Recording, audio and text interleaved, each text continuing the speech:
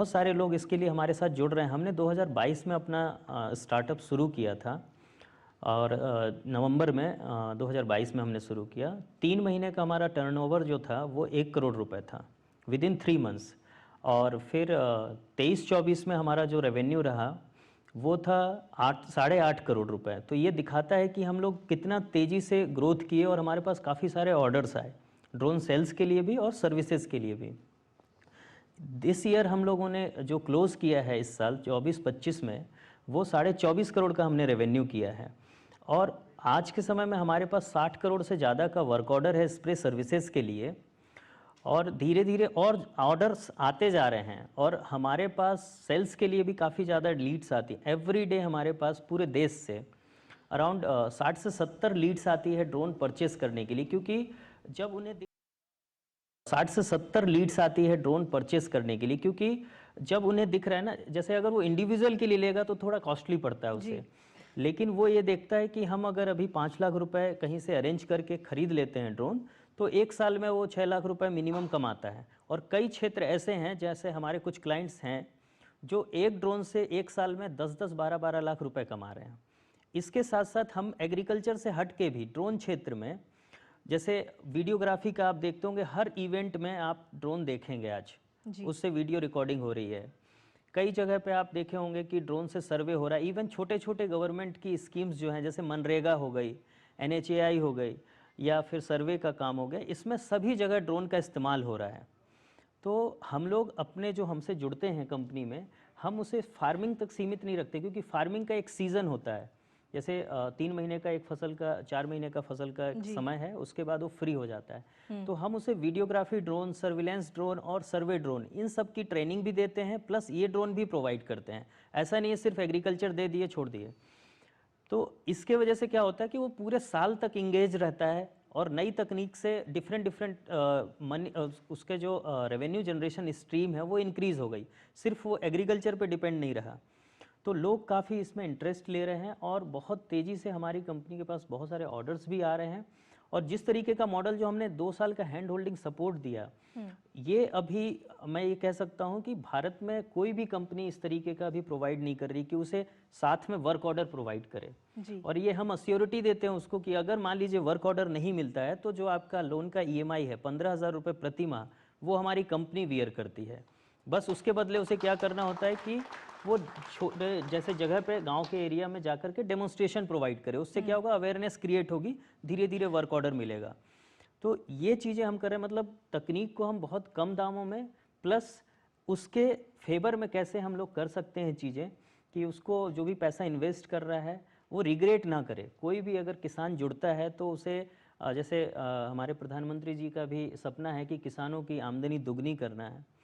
तो मैं ये कहना चाहता हूँ कि सिर्फ 3 लाख रुपए, 4 लाख रुपए लगा के, 5 लाख रुपए लगा के अगर आप 10 लाख रुपए कमा रहे हैं, जिसमें हम लोग एग्रीकल्चर के साथ साथ दूसरे वर्टिकल भी ओपन करते हैं, सर्विलेंस और सर्वे वगैरह। और भविष्य में आप देखेंगे कि हर पुलिस स्टेशन पे भी 2-3 ड्रोन मिलेंगे आपको। जो पेट्रोल गाड़ी है उस पे भी ड्रोन्स मिलेंगे, क्योंकि ड्रोन्स आपको एरियल सर्वे करके देता है। पेट्रोल गाड़ी रोडों से निकल जाती है और क्राइम बगल में हो जाता है 2 किलोमीटर अंदर, लेकिन ड्रोन क्या करेगा, वो पूरा सराउंडिंग 1-2 किलोमीटर का आपको व्यू देता है। तो ये फ्यूचर होने वाला है ड्रोन तकनीक। जैसा आप देख रहे हैं, बहुत सारे गवर्नमेंट इनिशिएटिव्स आ रहे हैं ड्रोन के लिए, अभी डिफेंस सेक्टर में। और हम लोग बिहार के अंदर ही R&D करके, जो ब्रेन होता है, दिमाग कहते हैं उसको ड्रोन का, फ्लाइट कंट्रोलर, हम लोग फ्लाइट कंट्रोलर बिहार में ही बना रहे हैं। कंप्लीट R&D वहाँ हो रही है। IIT पटना के साथ हमारा कोलैबोरेशन है, और 100% मेड इन इंडिया हम लोग ड्रोन बनाने की ओर अग्रसर हैं। 74% हम लोगों ने ऑलरेडी कर लिया है मेड इन इंडिया। कुछ पार्ट्स हैं जो बाहर कंट्रीज से आते हैं, लेकिन हमारा लक्ष्य है कि with in 2 year 100% made in India करेंगे। लेकिन जो मेन इलेक्ट्रॉनिक्स कंपोनेंट्स हैं वो सारे हम लोग बिहार में ही अब बना रहे हैं। तो हमारा ज़्यादा से ज़्यादा यही टारगेट है कि तकनीक को कम से कम दाम में अपने पूरे देश में हम लोग कैसे इसको तेज़ी से फैला सकते हैं। इसके अलावा डिफेंस ड्रोन के लिए भी हम लोग काम कर रहे हैं, जिसका ऑलमोस्ट हमारा वर्क रेडी हो चुका है। विद इन 6 मंथ हम लोग उसे भी लॉन्च करेंगे। तो पहले कहते थे कि बिहार से सिर्फ लेबर लोग जाते हैं बाहर काम करने, और आज मैं गर्व के साथ कह सकता हूँ कि आज हम लोग बिहार में बैठ के जो ड्रोन बना रहे हैं, भारत के हर ज़िले तक पहुंच चुके हैं ऑलमोस्ट, और बहुत जल्द हम लोग विदेशों में भी सप्लाई करने वाले हैं ड्रोन्स। हमारे पास बहुत सारी कंट्रीज से ऑर्डर्स आ रहे हैं जी। कुछ डॉक्यूमेंटेशन प्रोसेस है, वो हमारी जैसे ही पूरी होती तो within 1 year we can also export the drones from the Bihar. मतलब बिहार से हम अब तकनीक को एक्सपोर्ट करेंगे, और बिहार में अभी पूरे देश से लोग आ रहे हैं ट्रेनिंग लेने, ड्रोन खरीदने।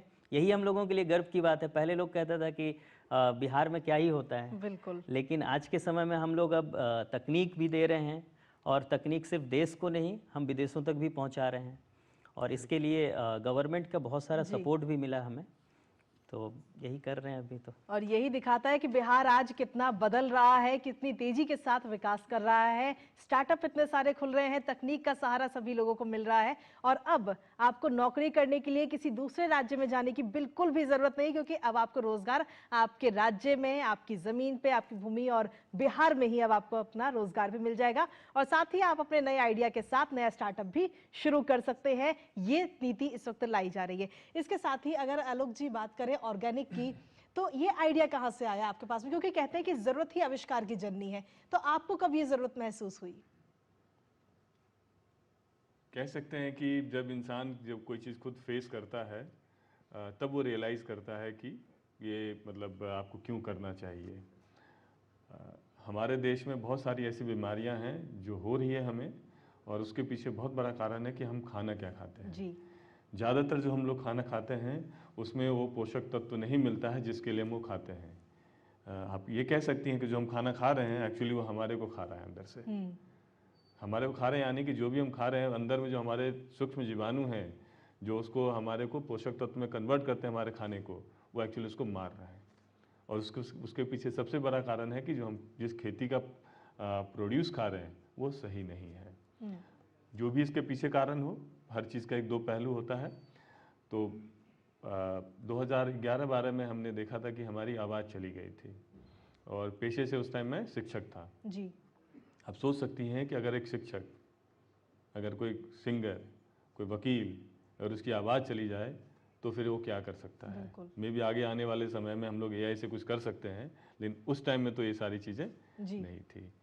और मेरे लिए था कि ऑलमोस्ट की लाइफ हमारी ख़त्म ही हो गई थी। मतलब मैं तो अपने आप को ये सोच रखा था कि शायद हो सकता है कि नहीं भी, बट उससे मैं निराश नहीं था। मैं बोला अगर बच गया तो कुछ ऐसा काम करूँगा कि लगा कि जब ऊपर जा रहा हूँ तो लगे कि कुछ करके जा रहे हो, मतलब शांति आपको मन में मिले। क्योंकि मरते वक्त अगर शांत नहीं होगी तो आपकी आत्मा भटकती रहेगी, जैसे हमारे मतलब कहा जाता है माइथोलॉजी में।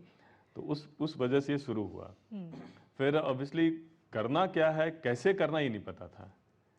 जैसे जब किसी मतलब चोटी से जब बर्फ़ पिघल के वो पानी गिरता है तो उसको नहीं पता रहता है कि वो नदी बन के किस दिशा से कैसे जाएगी। आपके सामने कठिनाइयाँ आएंगी, चैलेंजेस आएंगे, और उस चैलेंज को आप कैसे टैकल करते हो। क्या आप उससे हार जाते हो या आप उसको कोई नया रास्ता निकाल लेते हो। तो वो ही एक तरीके से हमारा एक काम हुआ। जब हम सोच के आए थे, सोचिए कि हमारे को तो किसी सब्जी का मतलब पहचान भी नहीं था कि इस कौन सी सब्जी का ये पेड़ है। तो उसके लिए हमने कुछ कोर्सेज किया ऑब्वियसली जाके, क्योंकि मेरा पूरा इकोनॉमिक्स बैकग्राउंड से था मैं। तो फाइनेंशियल मार्केट में काम कर रहा था, तो कहाँ कौन सा मतलब बस एक दो सब्जियों का पेड़ था जो हम पहचानते होंगे मुश्किल से। तो हमने काम शुरू किया था।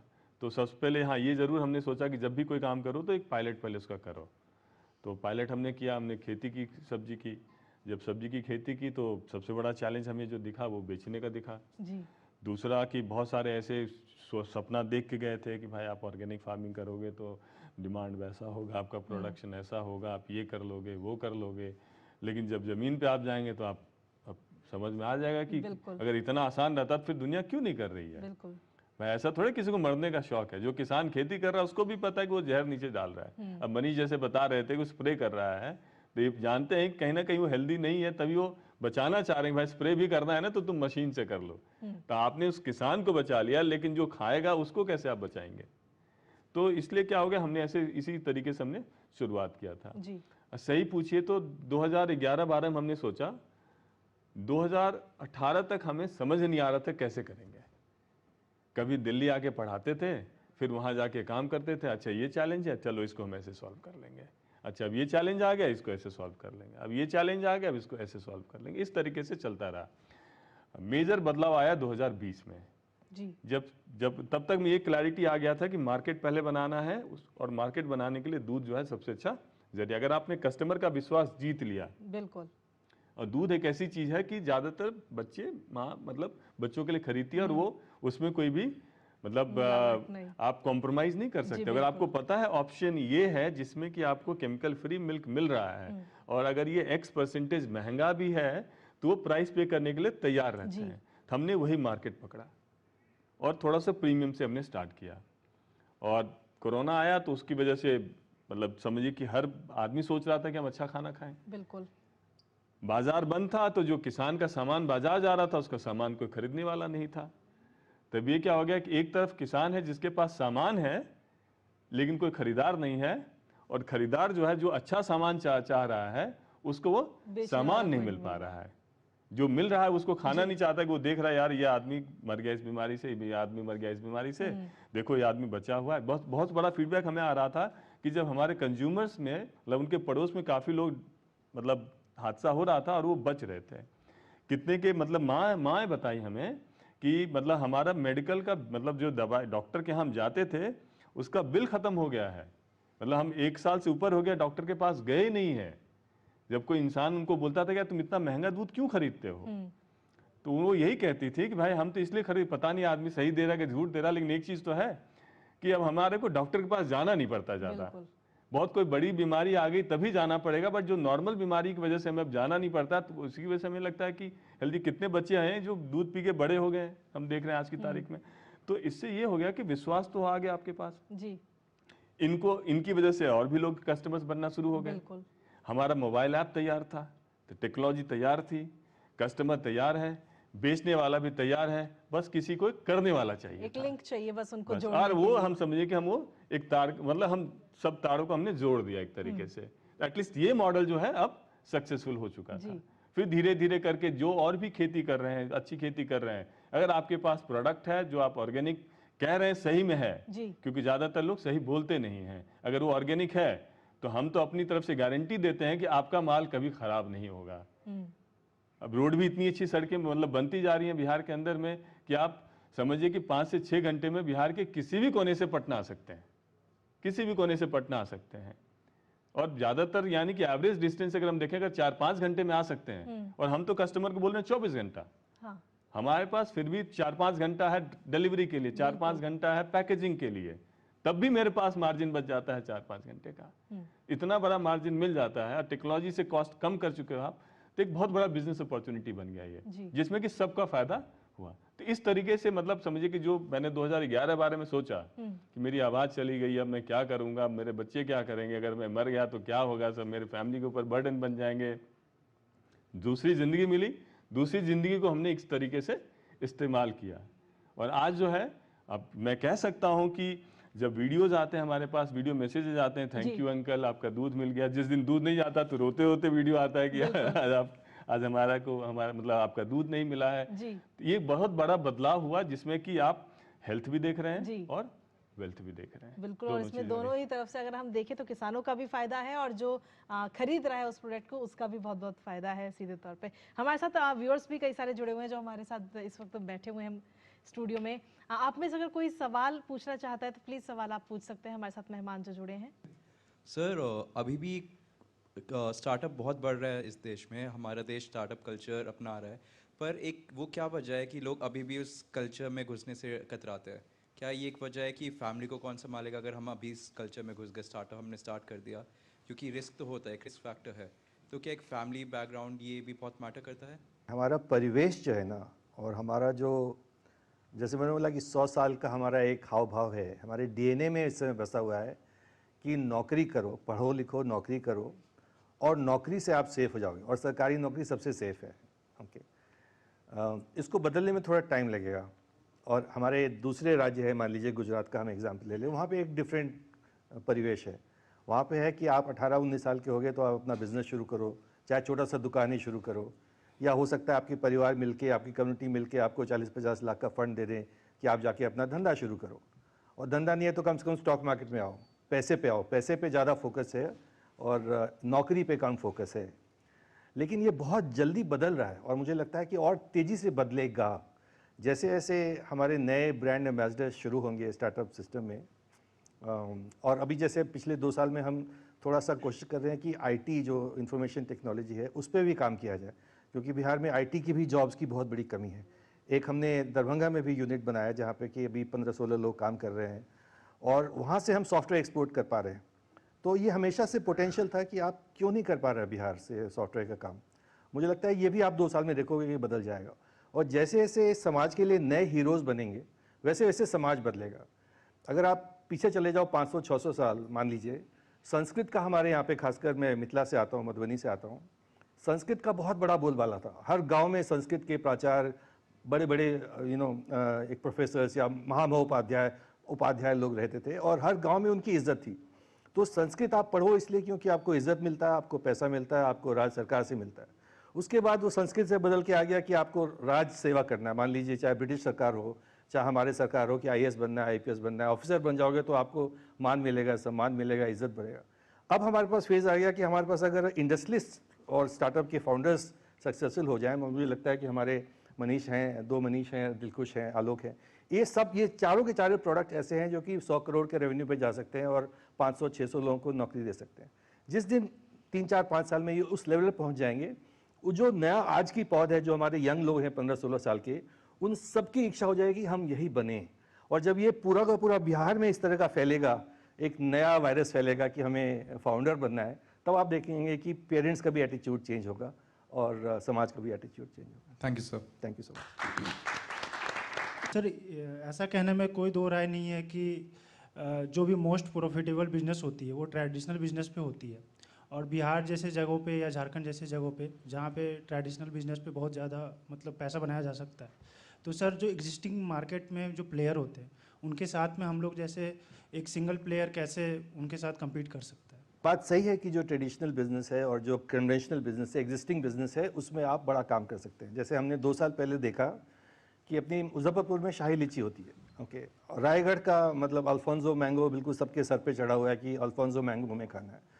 अगेन हम लोग जो है बिहार से आते हैं, हमें लगता है कि लंगड़ा को छोड़ के और कोई मैंगो ही नहीं होता है, मान लीजिए। तो 2 साल पहले हमने शुरू किया कि नहीं, हम डायरेक्टली D2C मॉडल पे, डायरेक्ट टू कंज्यूमर मॉडल पे लीची और मैंगो का काम शुरू करेंगे। और पहले साल 2000 किलो के करीब किया, इस साल करीब 20,000 किलो का D2C का काम हुआ है। तो अगर आप ढंग से करेंगे तो 5 साल में वो 2 लाख किलो पर पहुंच जाएगा आपका मैंगो का व्यापार या लीची का व्यापार। आपको अपना इनोवेशन देखना है कि आप उसको, जो ट्रेडिशनल बिजनेस है उसको आप डिसरप्ट कैसे कर सकते हो, उसमें आप इनोवेटिव फैक्टर कैसे ला सकते हो। जैसे इन्होंने बताया कि इन्होंने टेक्नोलॉजी के थ्रू मिल्क के लिए ऐप डिस्ट्रीब्यूशन के थ्रू पहले कस्टमर बना लिए। तो आपको अगर कन्वेंशनल बिजनेस के साथ कम्पीट करना है तो आप किसी टेक्नोलॉजी पे या किसी बिजनेस मॉडल पे या किसी प्राइसिंग मॉडल पे, कोई ऐसी सर्विस पे ऐसा कोई नया चीज़ लेके आइए कि कंज्यूमर आपके पास पहुंच जाए। और आपका एडवांटेज है कि आपके पास 14-15 करोड़ कंज्यूमर हैं, मतलब यूरोप की आधी पॉपुलेशन से बड़ी पॉपुलेशन हमारे पास बिहार में है, और वो हर आदमी जो है वहाँ पे कम से कम 10,000 रुपये महीना खर्च कर रहा है। तो आप समझ लीजिए कितना बड़ा बाजार है हमारे पास जिसमें कि आप कर सकते हैं। तो मैं यही बोलूँगा कि आप थोड़ा अपना इनोवेशन वाला मैट्रिक थोड़ा ऊपर कीजिए, ज़रूर आपको स्पेस मिलेगा। एक सवाल मेरा है, सवाल ये है कि बिहार की जब भी बात आती है कि इमेज आती है रंगदारी की, माफियागिरी की, क्योंकि आपने कुछ स्टार्टअप शुरू किया, कोई इंडस्ट्री लगा रहे हैं, कुछ कर रहे हैं, तो वहाँ कुछ लोग पहुँच जाएंगे और रंगदारी मांगेंगे। क्या इससे आप लोगों को 2-4 होना पड़ा? और जैसा आपने कहा लोग कि 2012 में आप सोच रहे थे, दिलकुश ने कहा 2016 में सोच रहे थे, तो सरकार जो स्टार्टअप पॉलिसी लाई उतना, उससे कितना फ़ायदा आप लोगों को मिला? अगर आप देखेंगे, मैंने जैसे भी कहा था कि 2020 में मतलब बाजार एकाएक मिला हमें और सप्लाई भी मिला और उससे मतलब आया, लेकिन हमारे पास पूंजी नहीं थी जी। बिजनेस है लेकिन पूंजी नहीं है। मतलब हमारे पास समझिए कि बॉटल्स खरीदने के लिए पैसे नहीं थे। मतलब खरीदार बैठा हुआ है, बेचने वाला बैठा, मतलब जो सप्लाई करने के लिए बैठा हुआ था। तो इसका बहुत बड़ा फर्क पड़ा जब हम स्टार्टअप बिहार से फंडिंग लिए। इनफैक्ट स्टार्टअप बिहार के लिए फंडिंग के लिए हम गए भी नहीं थे, हमें लगा यहाँ तो कुछ होना जाना है नहीं, ये पूरा ब्यूरोक्रेटिक कल्चर है। बिहार में एक बहुत ये चीज़ है, मतलब माना जाता है, लेकिन अब ये चीज़ें खत्म हो गई थी। एटलीस्ट स्टार्टअप के लिए हम बोल सकते हैं, बाकी के लिए तो हम नहीं किए हैं, तो इसलिए हमारे को उस पर हमारे नहीं बता सकते हैं। तो हमने स्टार्टअप इंडिया में अप्लाई किया हुआ था, वहाँ पे सब कुछ हो गया था। तो इंक्यूबेशन सेंटर्स ढूंढ रहे थे हम। तो हमारे एक सप्लाई, हमारे कंज्यूमर थे, कॉलेज में प्रोफेसर थे, तो हमने बोला यार कि आपके यहाँ पे है क्या? बोले नहीं, स्टार्टअप इंडिया तो नहीं है, लेकिन स्टार्टअप बिहार है, आप उसमें क्यों नहीं अप्लाई करते हो? मैंने कहा यार उसमें तो बहुत मुश्किल है, कहाँ से हो पाएगा ये? बोले आप करो तो सही। तो पहले हम स्टार्टअप इंडिया का एप्लीकेशन भर चुके हैं, स्टार्टअप बिहार का उसके बाद में हमने एप्लीकेशन दिया। और मेरे पास सिर्फ 3 दिन बचा था स्टार्टअप इंडिया के लिए, क्योंकि 3 साल के अगर आपकी कंपनी रजिस्टर्ड हो गई है, 3 साल के बाद आप नहीं अप्लाई कर सकते थे। 28 दिसंबर को हम 3 साल कंप्लीट कर रहे थे, हम बात कर रहे हैं 24 दिसंबर को। तो हमने कहा एप्लीकेशन तो हो गया, लेकिन इंक्यूबेशन सेंटर्स तो ढूंढना है हमें। बोला कि वो कर लेना, आप पहले स्टार्टअप बिहार कर दो। स्टार्टअप बिहार में हमने अप्लाई किया और हमें लगता है कि ये 25 दिसंबर की बात है 2023, और हमारे पास ये 4 फरवरी को फंड आ गया था जी। कहीं कुछ नहीं जाना पड़ा, सब सारा पोर्टल से हुआ था। और अभी तो मैं मतलब समझिए कि पब्लिकली तो नहीं, प्राइवेटली कम से कम नहीं तो 25-30 लोगों को हमने वहाँ पे भेजा हुआ है, जो भी बाहर काम कर रहे हैं। सबको बोलते यार तुम कहाँ काम कर रहे हो, यहाँ पे आओ, 10 लाख तुम्हारे हाथ में रखा हुआ है, जो भी दिमागी खुड़क है तुम्हारे अंदर में, ये काम करना है, वो काम करना है, 10 लाख सरकार तुम्हें दे रही है, एटलीस्ट ट्राई तो करके देख लो, कहीं हो सकता है तुम भी अगले बहुत बड़े बिजनेसमैन बन जाओ बिहार से। तो ये एक बहुत बड़ा फर्क पड़ा, जिससे कि हमारे व्यापार मतलब जो हमने काम किया उसको एटलीस्ट हम double triple with in a year कर पाए। और रंगदारी तो नहीं कहीं किसी ने नहीं, मांगी फोन करके कि भाई ये कर रहे हो, अब रंगदारी भी देनी पड़ेगी बिहार में? तो कृतिका जी, मैं थोड़ा इस पे अपना इंसाइट दे देता हूँ, आपको शेयर करता हूँ। मुझे क्या लगता है कि जो लोग 45 से ऊपर की एज है जिनकी, उन्होंने शायद, जैसे हम इंग्लिश में स्कार टिश्यू बोलते हैं, उनके मेमोरी में, उनके मन चित्र में ना एक जहन में उनका दर्द है या दुख है, एक पर्सनल शायद उनके पास एक्सपीरियंस है, तो वो इस मामले को लेके बहुत ज़्यादा सेंसिटिव है और शायद अभी भी बाहर नहीं आ पाए हैं। लेकिन जो आज 20 साल का लड़का है, उसने कभी नहीं देखा। तो आज का जो लड़का है, आज का जो बिहार है, जैसे मैंने री रेटिंग की ज़रूरत है, इसलिए बोल रहा हूँ क्योंकि ये फ़िलहाल नहीं है। और फिलहाल मुझे लगता है कि थोड़ा सा एक नेगेटिव इशू दिलखुश के साथ भी हुआ था और सरकार ने पूरा सपोर्ट किया, मतलब एक विद इन 24 आवर्स सरकार का, पुलिस का पूरा सपोर्ट था। तो ये चेंज है, लेकिन ये और इसको मेरे ख्याल से सरकारी तंत्र को और इसको प्रमोट करने की, इन्फॉर्म करने की ज़रूरत है, क्योंकि लोगों के जहन में अभी भी ये बात है। ये डेफिनेटली इसको इग्नोर नहीं किया जा सकता। और आपने भी क्वेश्चन किया तो मतलब आपके जहन में भी होगा ही, लेकिन definitely on the ground situation change हो रहा है, मुझे ऐसा लगता है। जी अरविंद जी, कार्यक्रम को समाप्त करने का वक्त हो गया। एक आखिरी छोटा सा सवाल और आपसे जानना चाहूँगी मैं, क्योंकि जो व्यूअर्स इस वक्त हमें देख रहे हैं, अगर उनमें से कोई व्यक्ति अपना स्टार्टअप कुछ शुरू करना चाहता है, उसके पास कुछ आइडिया है, तो किन चीज़ों का ध्यान उसे रखना चाहिए? क्या मेंटली, फाइनेंशियली उसे कितना स्ट्रांग होना चाहिए? क्या कुछ चुनौतियों का सामना उसे करना पड़ सकता है? सबसे ज़्यादा ज़रूरी है कि आपके मन में एक होना चाहिए क्लियर कि आपका कस्टमर कौन है, आप किसके लिए ये स्टार्टअप करना चाह रहे हो और वो कितने पैसे देने वाला है और उसकी क्या नीड है। अगर आप उस नीड को फुलफ़िल कर सकते हो अपने प्रोडक्ट से या अपने सर्विस से, तो जैसे आलोक भाई ने बोला कि बिहार सरकार का, और मैंने भी बोला कि टॉप 5 नीतियों में इस समय बिहार सरकार का स्टार्टअप नीति है, जहाँ पे आप 10 लाख और उसके बाद 15 लाख और अगर आपने बाहर से पैसा उठाया तो आपको 50 लाख तक और, तो मतलब एक तरह से 75 लाख तक का सरकार से सपोर्ट है। और वो भी बहुत ही कुछ तो फ्री है, कोई इंटरेस्ट नहीं है, और कुछ में 4% या 5% इंटरेस्ट है। ये बहुत ही प्रोग्रेसिव नीति है।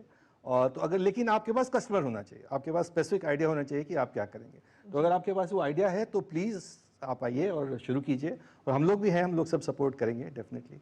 चलिए, बहुत बहुत शुक्रिया सर आपका, और आप सभी मेहमानों का बहुत बहुत शुक्रिया हमारे इस खास कार्यक्रम में अपनी उपस्थिति दर्ज कराने के लिए, अपना कीमती समय हमें देने के लिए। और इसी के साथ फिलहाल बात बदलते बिहार की में आज इतना ही। और आज हमने जाना कि स्टार्टअप के जरिए हम कितना आगे बढ़ सकते हैं, नए नए आइडियाज़ के जरिए। और युवाओं को वाकई बहुत ज़्यादा ज़रूरत है कि अब नौकरी करने वाला नहीं बल्कि नौकरी देने वाला बनना है, और बिहार इसमें अग्रसर होता हुआ नजर आ रहा है। इसी के साथ फिलहाल आज के इस कार्यक्रम में इतना ही। नमस्कार।